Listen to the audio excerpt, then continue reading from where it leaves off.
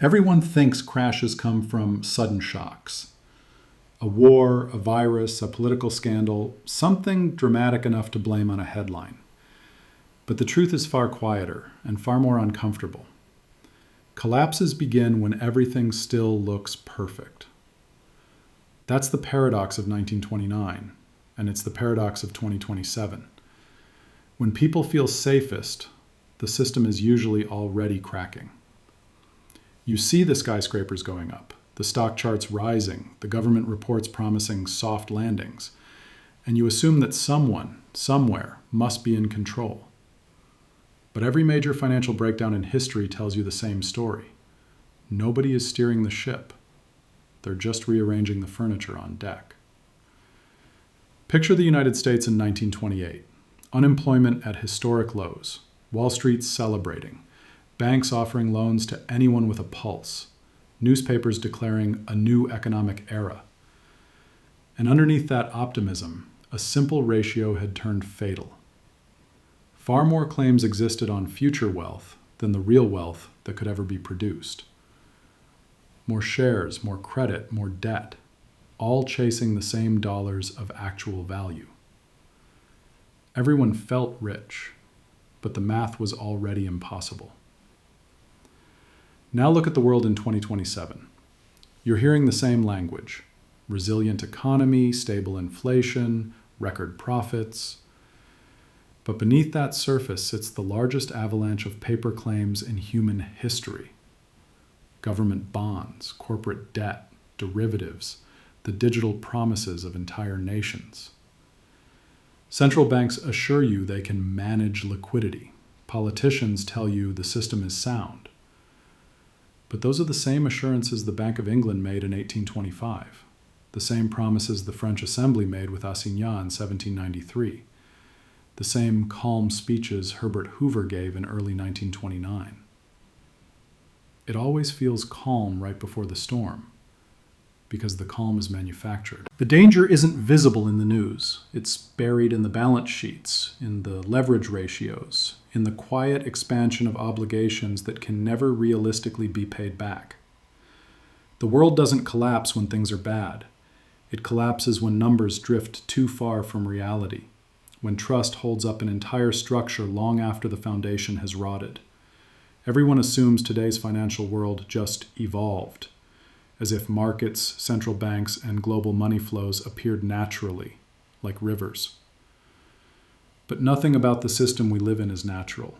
It was engineered, piece by piece, crisis by crisis, by institutions that needed a way to keep expanding power long after the old limits of gold, productivity, and national borders had been reached.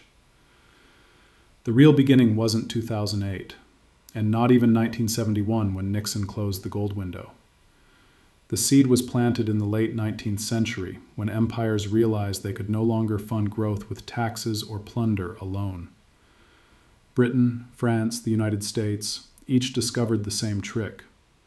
You could print claims on future wealth faster than the real wealth was created, as long as everyone accepted those claims as money. The Bank of England refined this in the 1890s. The Federal Reserve institutionalized it in 1913. And after World War II, the United States scaled it globally through the dollar system. You need to see how deliberate this was. After 1944, Bretton Woods created a hybrid world. Currencies were tied to the dollar, and the dollar was tied to gold at $35 an ounce. But even then, the architects knew the math didn't work. By the late 1950s, the United States held about 20,000 tons of gold, but had issued more than twice that amount in dollar liabilities across Europe and Asia. America promised every foreign central bank gold on demand, while simultaneously flooding the world with more paper dollars than gold reserves could ever cover.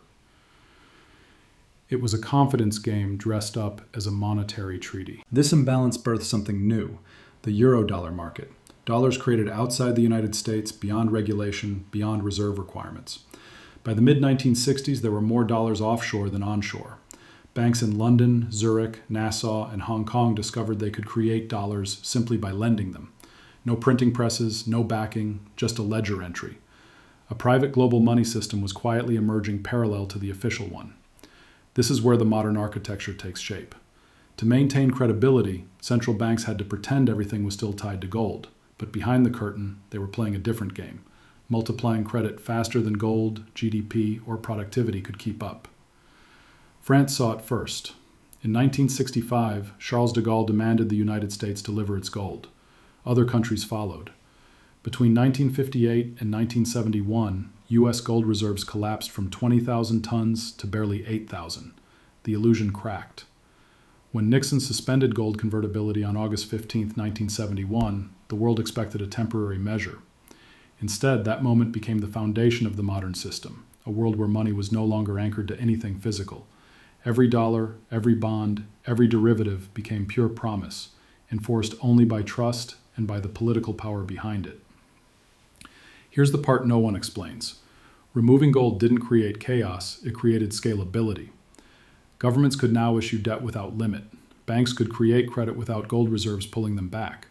The United States no longer needed to match military spending or welfare spending with tax revenue. It could borrow from the future indefinitely.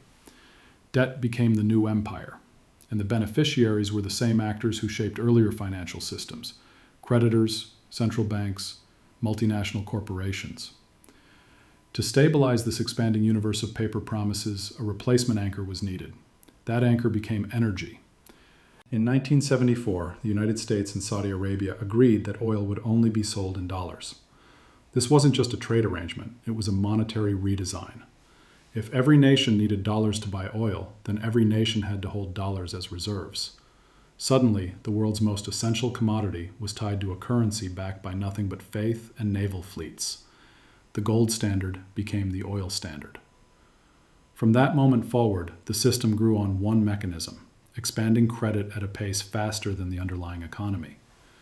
Throughout the 1980s, U.S. government debt tripled.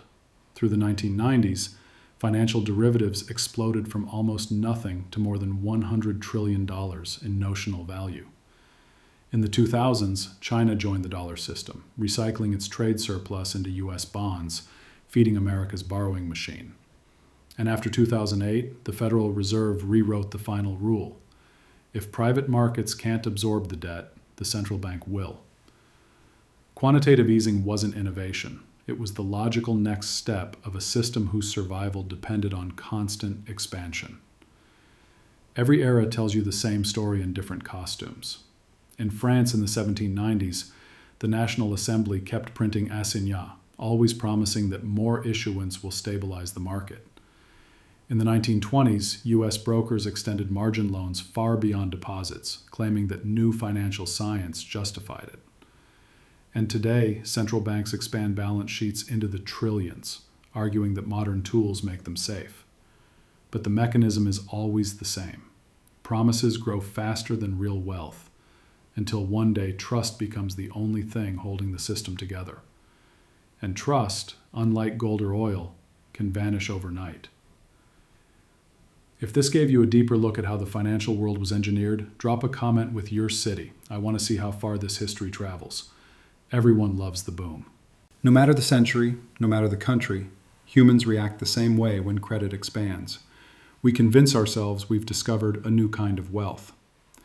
It happened in Paris in 1719 with John Law's Mississippi scheme, when merchants threw gold coins into the air on Rue Quincampoix, believing paper shares had made them rich forever. It happened in the United States in 1928, when taxi drivers took out margin loans to buy stocks they couldn't pronounce. And it happened again after 1971, when the removal of gold limits made the world feel infinitely scalable. You need to see what this illusion looks like from the inside. After Bretton Woods collapsed, governments suddenly had room to run deficits without fear of losing gold reserves. Banks could issue credit without being constrained by metal in a vault. And the financial industry realized something extraordinary. If money could be created without physical limits, then asset prices no longer had to reflect real productivity. They could reflect expectations.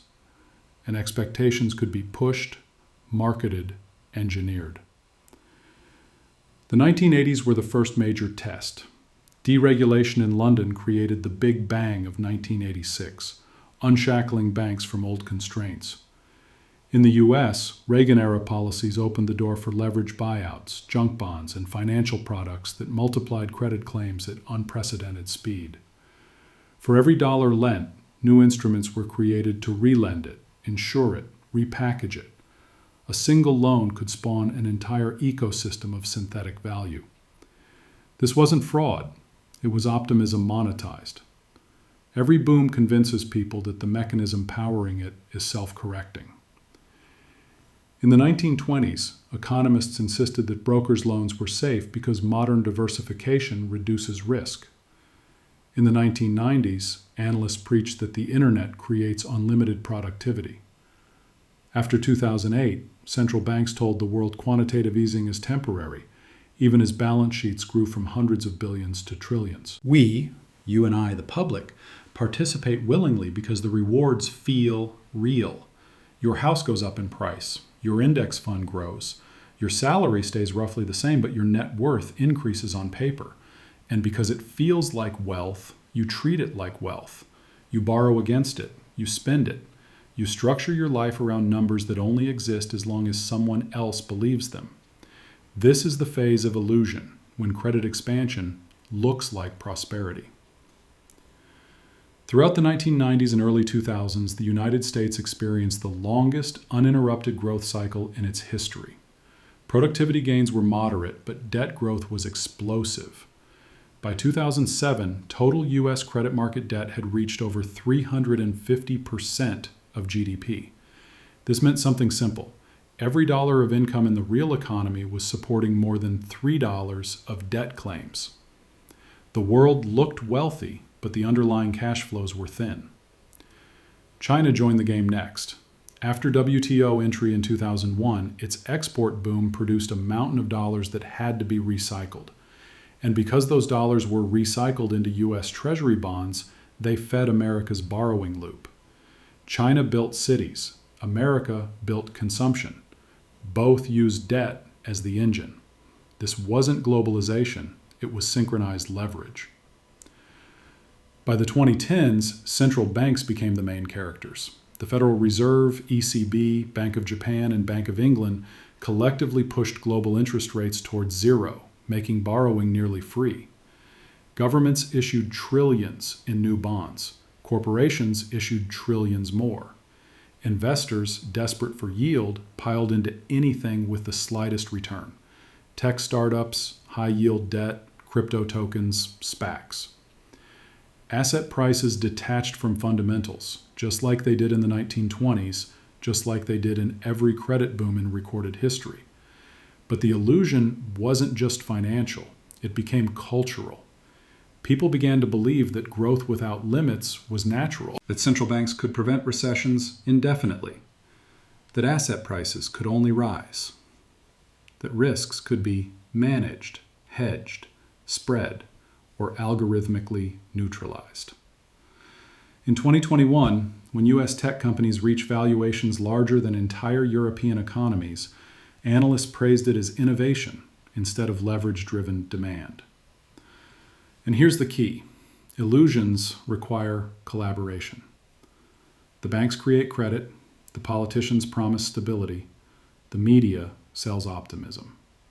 The public buys the story because it feels good. And the system expands because everyone benefits, until the arithmetic turns.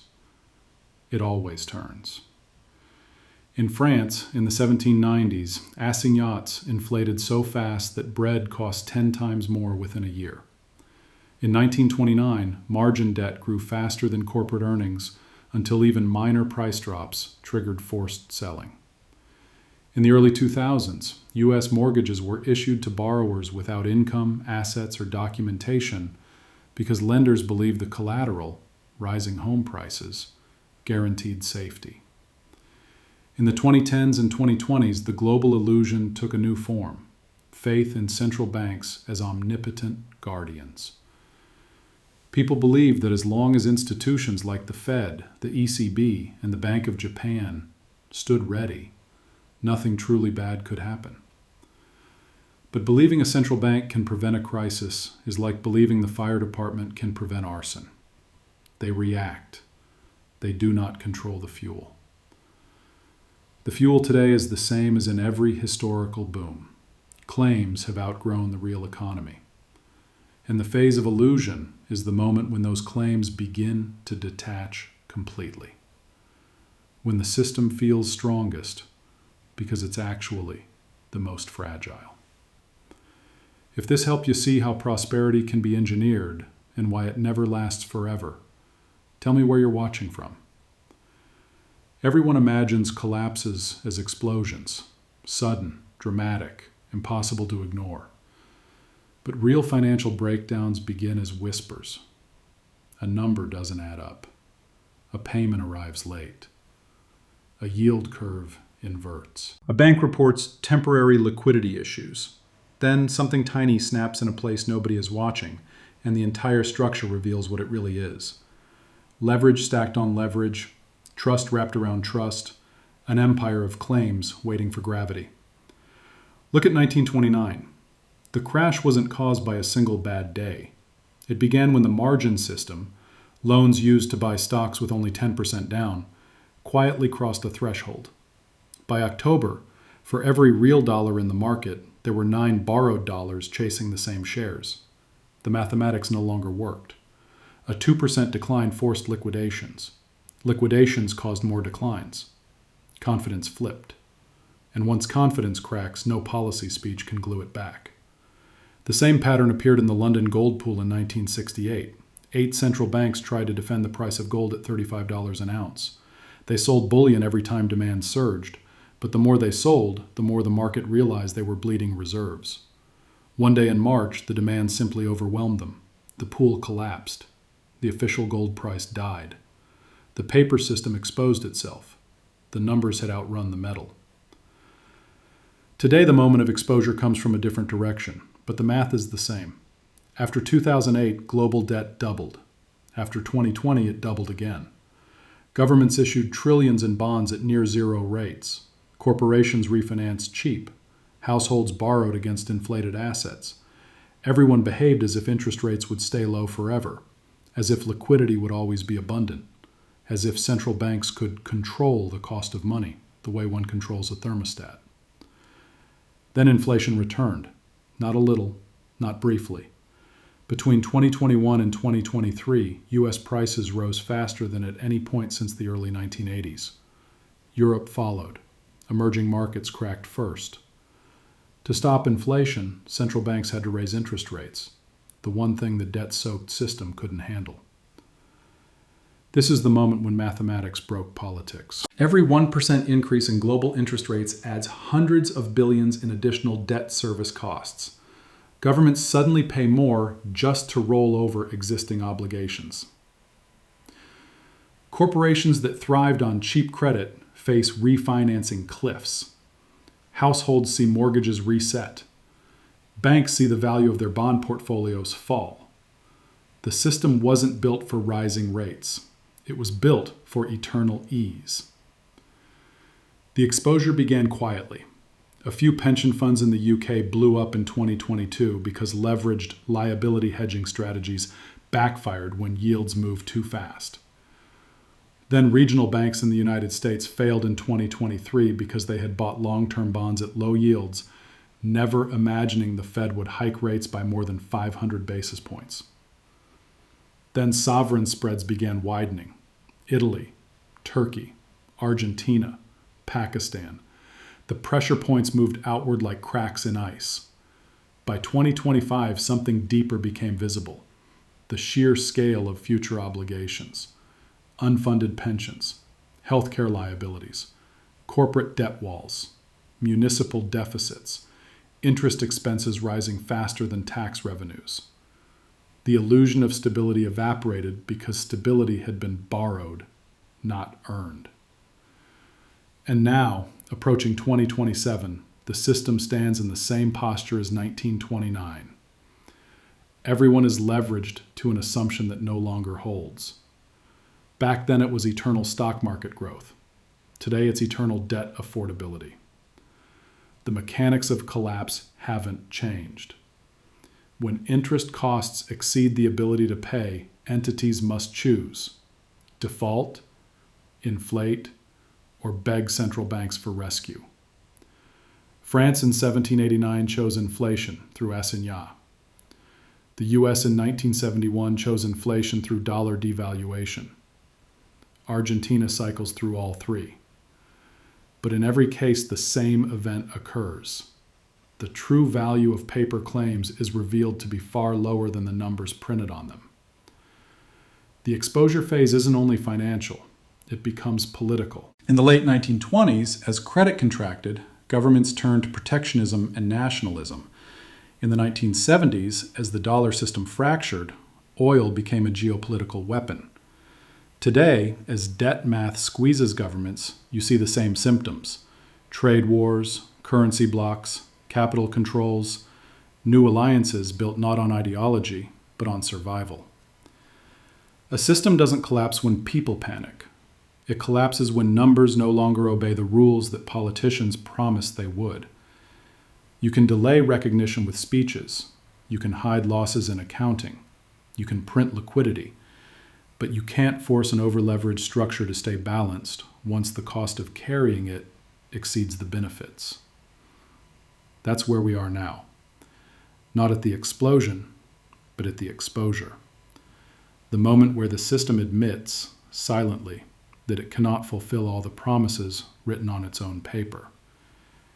And if history has taught us anything, it's this: once exposure begins, it never reverses. It only accelerates. Everyone hopes the past is behind us, that 1929 is a museum piece, that 1971 is a historical footnote, that the age of panicked bank runs and shattered currencies belongs to grainy black and white footage and not to our lives. But systems don't care about nostalgia. They only follow incentives and mathematics. And when the incentives repeat, the outcomes rhyme, sometimes word for word. The world after 2020 began to look eerily familiar. Governments ran wartime deficits without wartime discipline. Central banks printed liquidity faster than economies could absorb it. Investors behaved as though the laws of compounding debt had been suspended.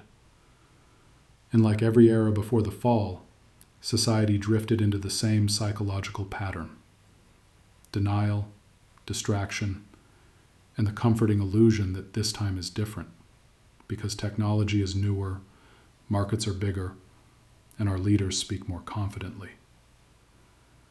But the consequences of the past decade are not subtle. They are woven directly into the architecture of your everyday life. Look at housing. Prices skyrocketed not because supply exploded or wages soared, but because credit made it possible for buyers to pay more than homes were fundamentally worth. Look at stocks. The biggest companies in the world were valued not on earnings, but on near zero interest rates and the assumption they would never normalize. Look at government budgets. Debt service, the simple act of paying interest on past borrowing, became one of the fastest growing expenses in multiple advanced economies. That is not theory. That is the same squeeze that hit Britain in 1815, France in 1789, and the United States in the early 1930s. When the cost of the past becomes greater than the revenue of the present, institutions start breaking in predictable ways. Pension funds assume higher future returns to cover shortfalls. Insurance companies raise premiums. Banks take more risk to maintain profit margins. Governments create new programs funded by borrowed money to patch over the failures of old programs funded by borrowed money. These are not solutions. They are survival instincts of a system cornered by its own obligations. The pressure exposes itself globally. The petrodollar order, which since 1974 forced nations to hold US dollars to buy oil, is quietly being renegotiated. Gulf countries now accept multiple currencies. BRICS nations experiment with settlement systems outside the dollar. This doesn't destroy the US-led system overnight, but it erodes its monopoly, the same way Britain's imperial monetary network eroded after 1918. Once alternatives exist, the dominant currency loses its power not in a single collapse, but in a slow drip of diversification. Inside countries, the consequences are social. In the 1920s, rising inequality and cheap credit created a world that felt prosperous but was hollow underneath. When the collapse came, the shock was not only financial, it was psychological. Middle-class families discovered their wealth had been borrowed, not earned. Today, young generations face the same revelation. High rent, high debt, high asset prices, stagnant wages, all symptoms of a system that inflated claims faster than it created real opportunities. Even corporations echo the past. The trading companies of the British Empire, the East India Company, the Royal Africa Company, operated like quasi-states, controlling trade, taxation, even military force. Today's global tech giants control data flows, communication channels, digital infrastructure. Their power is not backed by muskets, but by network effects and balance sheets larger than many national economies. When credit expands, their influence expands. When credit contracts, their vulnerabilities appear. And then there's the hidden echo, the one almost no one sees. In the 1920s, the world lived under a gold exchange standard that relied on trust in central bank reserves. That trust failed. Today, we live under a debt exchange standard that relies on trust in central bank interventions. That trust is fraying. Markets have begun to price risk again. Interest rates move sharply instead of gently. Liquidity vanishes in hours instead of weeks. These are the tremors of a system transitioning from controlled to unstable. This doesn't guarantee a dramatic end. It guarantees tension. The same tension you felt in Europe before 1914, in the US before 1929, in Asia before 1997. The tension between promises and resources, between political narratives and economic limits, between what leaders say and what the numbers can sustain. You can feel it today. Nations forming blocs, corporations hoarding cash, households trading consumption for caution, banks tightening lending even while insisting the system is strong. These are not random. They are consequences, modern echoes, of a structure that expanded beyond what real income, real production, and real trust can carry. And the hardest part is this. Collapses don't destroy systems. They reset them. They expose which promises were real and which were illusions. They shift power from debtors to creditors, from consumers to producers, from nations that lived on borrowed time to those that lived within limits. Everyone wants a prediction, a date, a chart, a headline that marks the moment the world changes. But history never gives you that clarity. It gives you patterns. It gives you warnings. It gives you the same sequence every time a society stretches its promises beyond its ability to keep them. Expansion, illusion, strain, denial, and finally the quiet snap when reality reclaims the narrative. If you're listening to this in 2025, 2026, 2027, understand something essential. Systems don't collapse because of malice. They collapse because the math becomes heavier than the politics. You can negotiate treaties, rewrite laws, reorganize banks, print emergency liquidity, but you cannot negotiate with arithmetic. And arithmetic is where every empire, every currency regime, every debt cycle eventually meets its end. The danger isn't chaos. The danger is complacency. The belief that they will fix it, that institutions are stronger than incentives, that complexity can protect you from consequence. France believed that in 1789 when it printed assignats. Britain believed it in 1925 when it returned to gold at the wrong exchange rate. The United States believed it in 2006 when home prices rose every month for 10 years. Each time collapse seemed unthinkable, right until it became unavoidable. You and I are living in the same intermission that people felt in 1928. The lights are dim, the music is soft. Everyone pretends the show will continue exactly as before. But if you listen closely, you can hear the tension in the walls. Promises that cannot be kept, debts that cannot be rolled forever. trust that cannot be summoned by press conference. This isn't about fear, it's about clarity. Systems built on expanding claims must eventually reset to the scale of real income, real output, and real trust. When the reset comes, it doesn't reward those who predicted it, it rewards those who prepared for it, mentally, financially, structurally.